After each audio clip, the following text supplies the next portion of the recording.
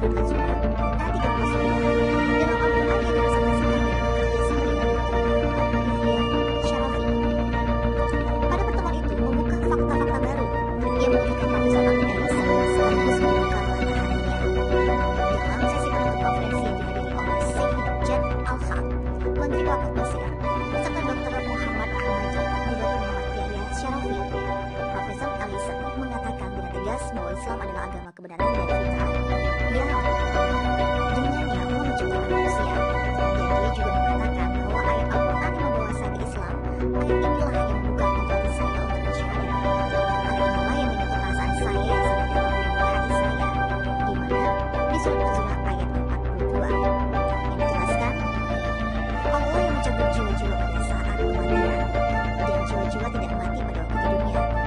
Dia memelihara jiwa-jiwa yang telah ditelan kematiannya dan menyimpan sisanya untuk waktu yang ditentukan. Sesungguhnya dalam hal ini adalah tanda-tanda bagi kaum munafikin. Melalui ayat ini, katanya mereka bisa menemukan bahwa kematian dan hidup dalam kehidupan semua dan jasa. Dalam kasus ini, jiwa kembali ke tubuh tetapi tidak dalam kematian.